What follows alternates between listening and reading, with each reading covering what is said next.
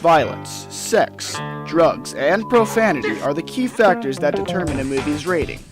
Since 1968, the Motion Picture Association of America, or the MPAA, has been responsible for giving movies a rating. Initially, the guidelines were strict, but over the years they have relaxed, allowing greater artistic vision and more explicit content within cinema. With the current rating guidelines, filmmakers have more rights to convey their ideas onto the big screen. However, along the way, there has been controversy about the responsibilities the MPAA has in establishing movie ratings.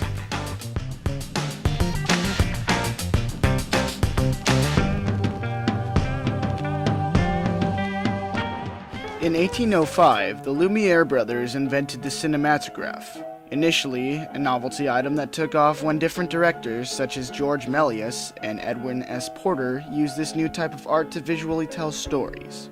The popularity of cinema exploded. Without controls, many risque films and off-screen scandals involving Hollywood stars started to erupt. Former presidential cabinet member William Harrison Hayes became concerned about the explicit content in movies.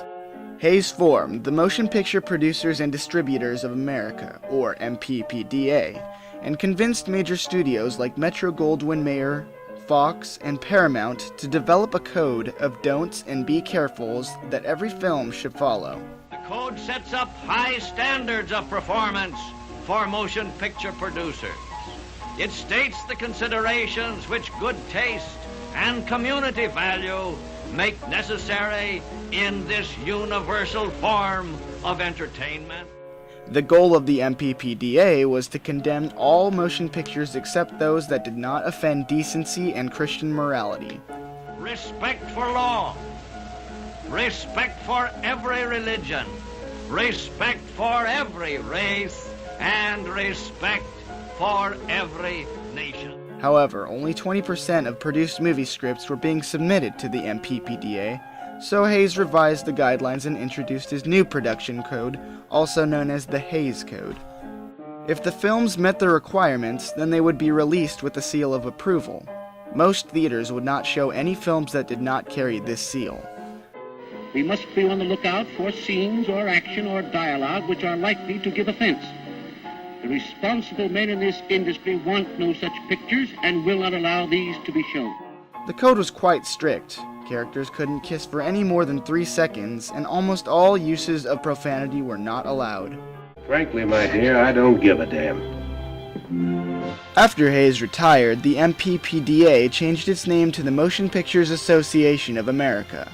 Movies slowly increased the amount of allowable explicit content, resulting in several rewrites to the code. Since censorship was starting to change the submitted movies completely, MPAA President Jack Valenti replaced the Hayes Code with a system of voluntary ratings in an attempt to limit the censorship and give studios more artistic freedom and rights. The Motion Picture Association of America, Jack Valenti, said today in New York that the film industry plans to set up a voluntary rating system designed to keep youngsters from seeing undesirable films. Valenti's new guidelines focused on informing parents of the amount of violence, drugs, sex, or profanity in each movie. Valenti's system introduced G, M, R, and X. G meant general audiences and was appropriate for anyone to see. M meant mature and was changed to GP, meaning general audiences with parental guidance, before it ultimately changed to PG. R has always meant restricted audiences. Theaters did not allow children under the age of 17 to view an R-rated film without an adult. X meant no child under the age of 17 would be admitted, period.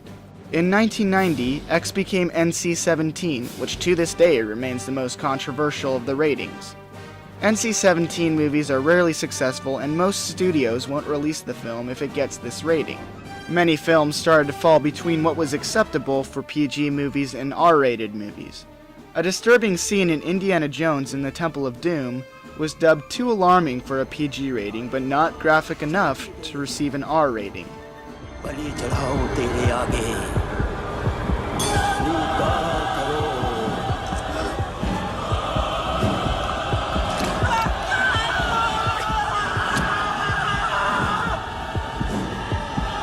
And people sort of complained that, it wasn't for kids. We did not get an R rating. We, in fact, got a PG rating. But it created a tremendous controversy, and people talked more about how inappropriate Temple of Doom was for younger children. And I felt there should be a rating in between PG and R. And so I called Jack Valenti, the head of the Motion Picture Association of America, the MPAA, and said, can't there be an in-between rating? And I actually said it could be like PG-14 or PG-13. And he said, let me get back to you. And the next thing I heard, Jack Valenti was able to institute, for the first time in many decades, a brand new rating. Valenti added the PG-13 rating in 1984 to increase the scope of the rating system so parents would be more aware of the amount of explicit content in each movie. For 30 years, the Motion Picture Association of America has been helping parents decide what movies they should let their children see. But lately, their decisions have come under fire. In the last decade, several of the MPAA's ratings have been controversial. Film critic Roger Ebert stated that the system places too much emphasis on sex while allowing the portrayal of massive amounts of gruesome violence. There have also been many debates on the use of profanity. PG-13 movies are allowed to have profanity, however they can only use the F word once. Oh, fudge. Movies like The King's Speech and Bully received an R rating for using the F word a few times, but otherwise had no objectionable content. At the same time, other PG-13 movies got away with senseless violence.